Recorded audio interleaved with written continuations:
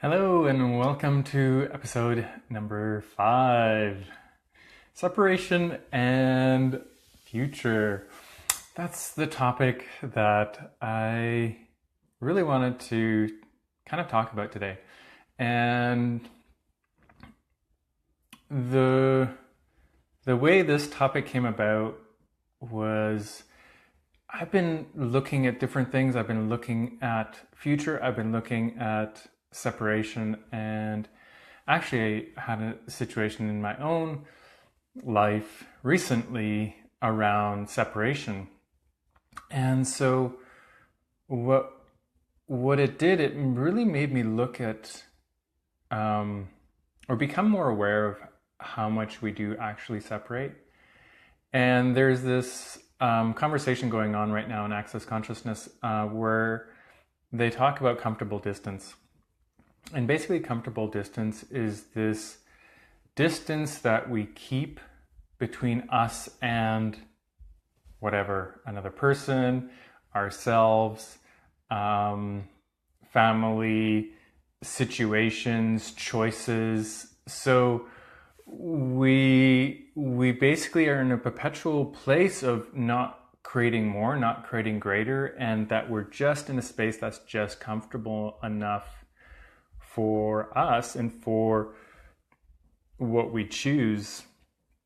And it is like this choice of choosing comfortable distance doesn't allow us to actually expand, and it doesn't actually let us step into who we truly be. And so this thing with comfortable distance and separation, the separation is something that which is really tied into the comfortable distance. Separation is something that we sometimes do really, really dynamically. And it's something that is so common in this reality. And how we often choose to separate in many ways because we think it's easier. We think it is something that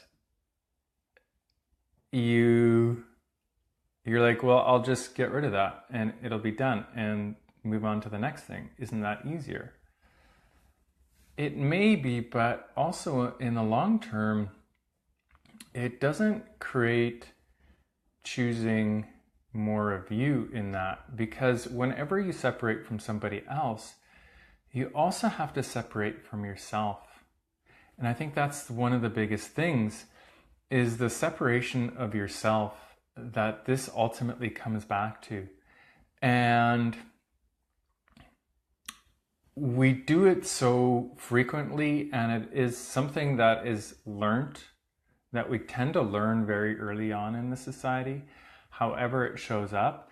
And so when we do separate from other people, we also are separating from ourselves at the same time. And that is actually not our natural state of being.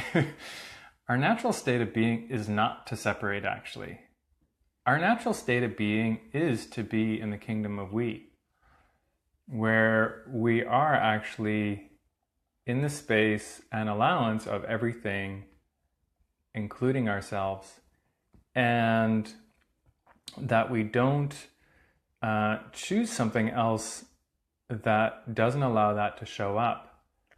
And so that is really the natural state of where we hang out, if we were actually to choose us truly. Instead of choosing what we see goes on in the world, and instead of choosing what we've always been told to do, and separation can show up in so many ways. Often, I mean, it can show up in, good example is a lot of sports, is actually set up to create separation because you're going against somebody else.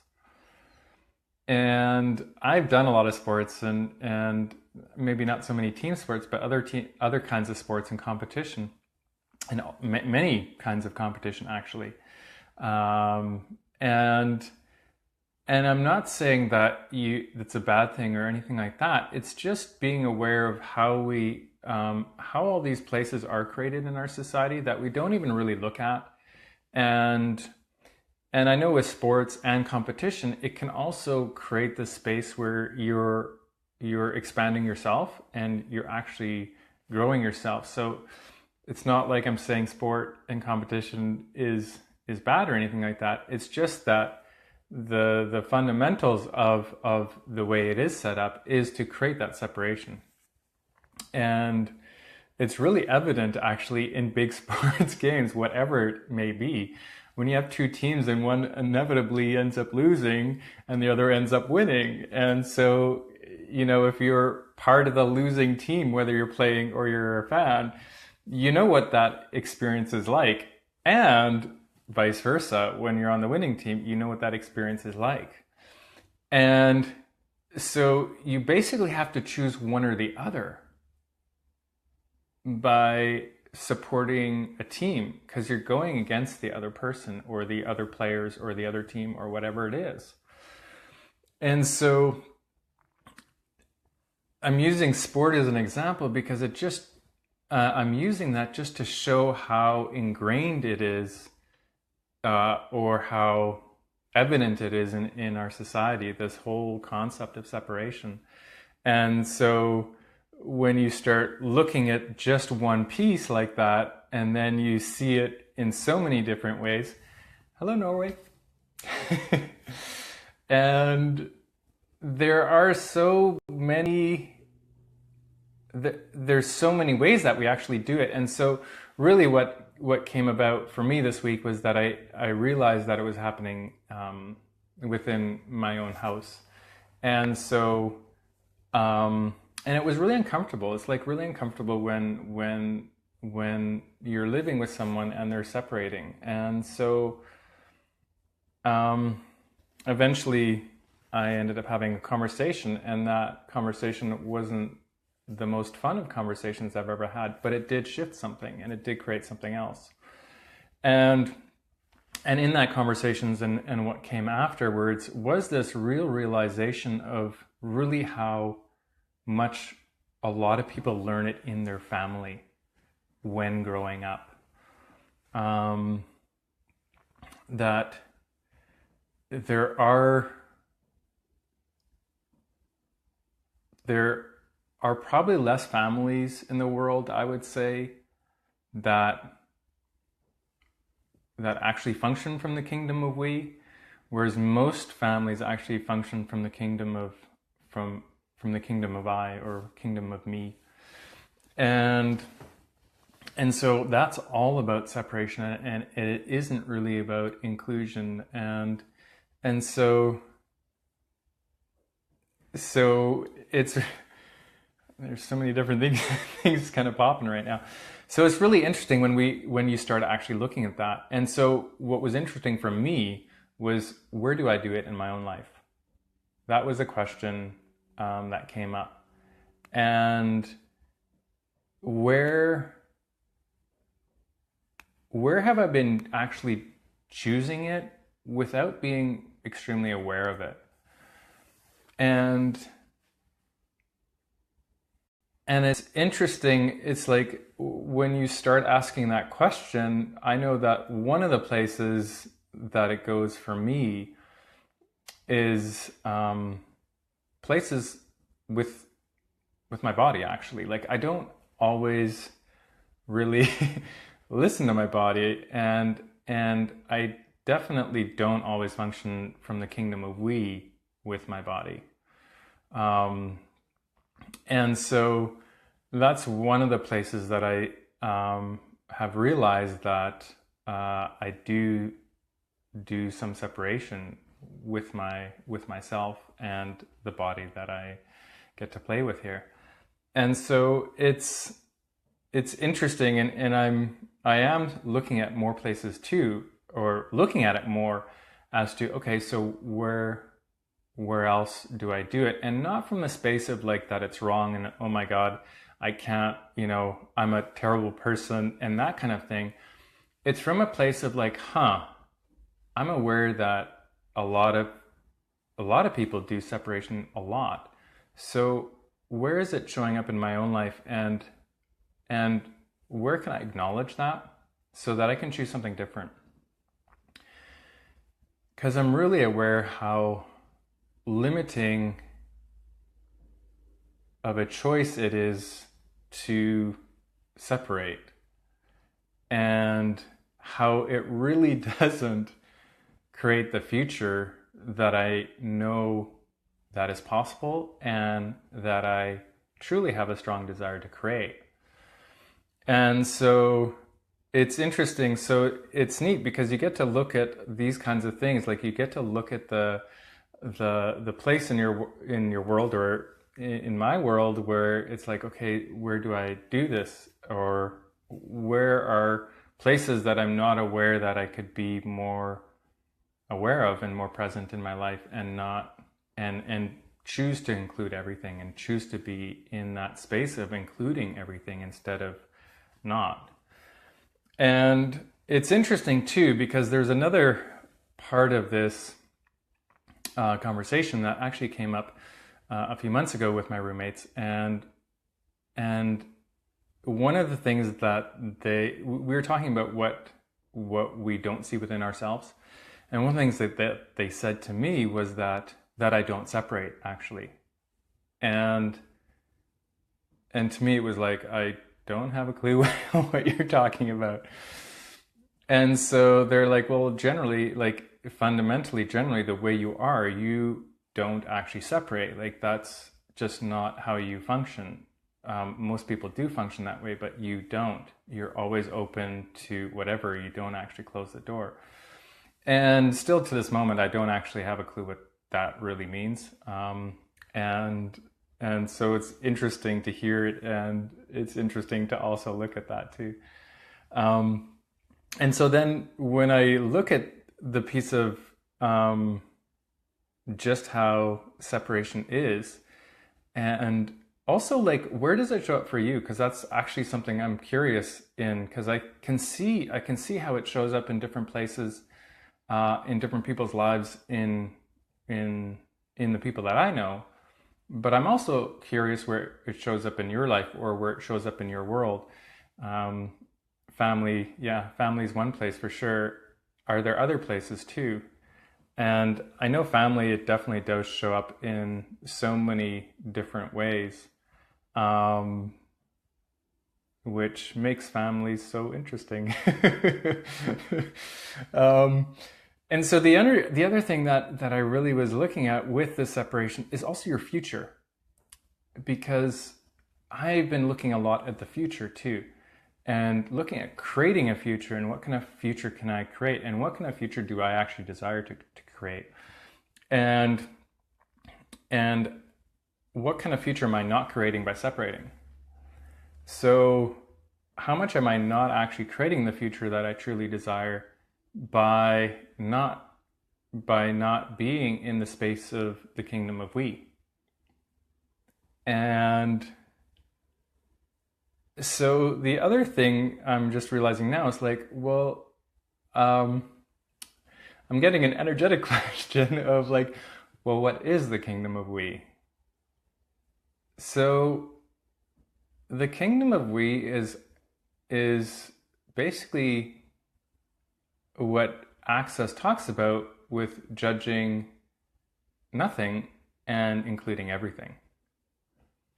And so you're basically in the total space of allowance. You're in the total space of being allowance with everything in the world, and also being the space of total possibility all the time. And so you're not just in the space of like being trampled on, essentially. There's also the space of like, I know what I'm going to create here, and I will do what it takes to make that happen. And so if somebody is trampling on me, I'm not going to actually allow that to happen to me. I will be something or do something to change that, to create something different. Because it's also about creating a different future. It's also about being something else. And really the space of the future, or being the future, is really something that I don't know how many people look at it. And one thing that I do realize is that I haven't looked at it that much. And so it also came into the conversation a little while ago with, like, how do you create for the future, or do you actually look at the future very much? And so that question was posed to me, and when I started looking at it, I'm like, wow, I don't actually do anything for the future. And so what it made, the way it showed up for me was that we were talking about creating from the future and actually implementing things right now where you're like, okay, so this, I'm going to implement this, and so that will create something in, 6 months down the road, or, whatever. And it really struck me when I had a conversation with somebody, and they were planning for like 3/4 of the year ahead. And I'm like, what are you doing? Like, that's crazy. How can you even do that?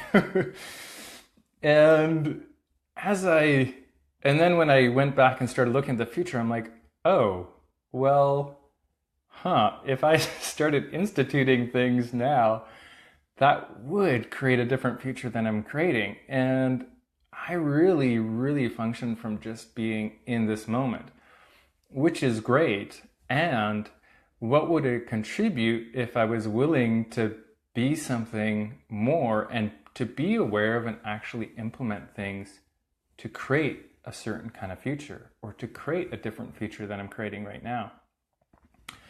And so I started really looking at that, and I really became aware of the fact that how little I do that. Like, I almost never do it.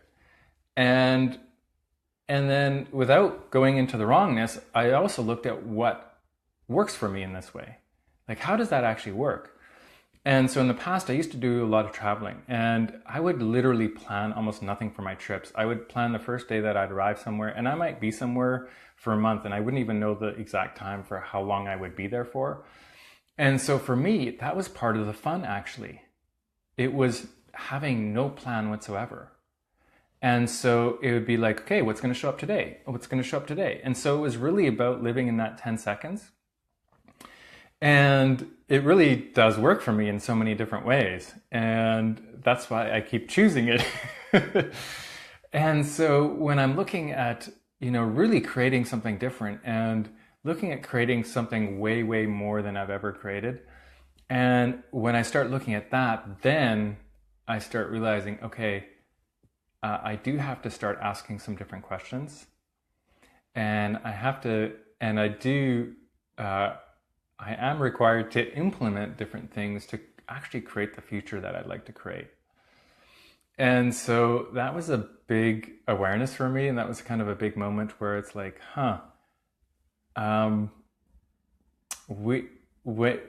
it is really about doing something different, and it's really about showing up in a different way. And it is really about being in the question, asking every morning, okay, so what's required of me today to create the future that I desire? And it's really waking up with that question every day. And it's really looking at what that is going to change. And it's really choosing that every day. And so one of the things that I've been playing with lately as well is I do some stock trading, and I haven't been focusing on it very much. And I haven't been giving it the attention that it actually requires. And so in the last week, I've changed that. I've done things that were required of me, like making sure everything was working in my account, which I've totally left alone for a while, and made sure that it was actually running, which it wasn't running properly actually. And so I made that happen. And so the energy around it has shifted completely. And so it's been really noticeable and interesting also to see that when you do start following that awareness, when you do start paying attention to what is required to create the future you'd like, then things change. And also looking at the future, it's also looking at the future in the way of like, looking at it in the way of knowing that whatever it is that you're creating, that it is actually there. And you start looking at it and you start actually asking, like, okay, so where actually is it? Like, I know it's actually there. So where do I have to be? Who do I have to talk to? What do I have to create to make it to actualize it? Because it's already created. So it's not from, you're not looking at the future like in total, I don't know anything or I don't have any ideas. You're actually looking at it also from the energy of like, okay, so what I'm aware of is created already. It's like, who do I have to talk to? What do I have to implement today? What do I have to do? Whatever it may be to create that, to actualize that future. Because when you don't do that, it doesn't actually create. It doesn't actually actualize. It's kind of like sitting there and going, yeah, I'm gonna make $100 million this year, and then you sit around and you do nothing for the entire year. So you haven't done anything to actually actualize your future.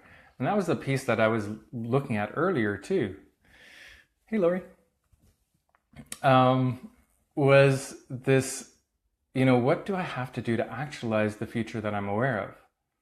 And it's really, for me, it's been kind of weird because that's not something that I've actually chosen very much. And so I don't actually look at the future very often. And so it's been interesting. It's been interesting to start looking at these different pieces.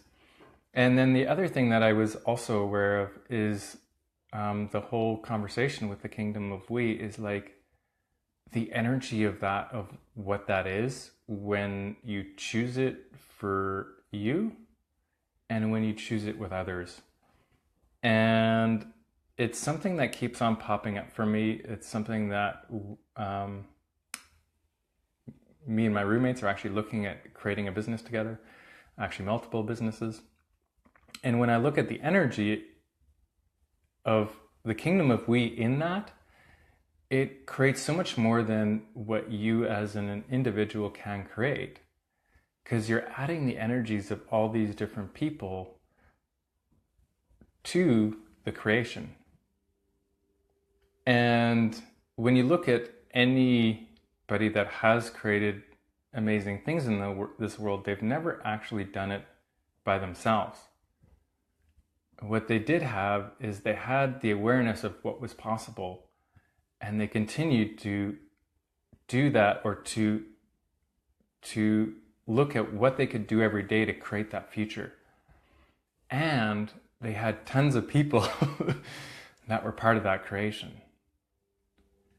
And so it's really also changing the creation process and looking at, okay, so what else can I create? And it isn't always just you. It's like, what other people are interested in adding their energy to your creation? And also, where can you add your energy to other people's creations too? And that is getting into the kingdom of we and what else is possible. And so that is kind of where things have kind of unraveled for me today. And it is really asking those couple of questions. Great thing to ask in the morning that I have been asking is, what does my future require of me today?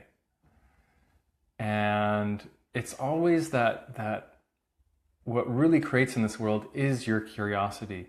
It's your curiosity to know more about everything. And that curiosity is when you are being the space of possibility, and you're being that space of what else is possible. And you are being in the question because you're like, I wonder what this does, wonder what this, like as a kid, you were super curious. You'd be running around like, when you're a little kid, you touch all kinds of things. You put all kinds of things in your mouth because you're curious. Like, oh, what does this taste like? What kind of... And so it was really of the like, oh, that curiosity, and with that curiosity, what could we be? What else could we be with that curiosity? What else can we choose to create a completely different future? And I know for me, I do have a sense of what is possible, and there are no words to explain it. And it is an energy, and it is way beyond what we currently have and what we're currently creating. And that's probably the main thing that keeps me going, and that's the main thing that gets me out of bed in the morning. And what else can we create in this world? And how much fun can we have doing it? Thank you so much for joining me this week, and we'll play again next week. Have an awesome week. We'll talk to you again soon. Bye.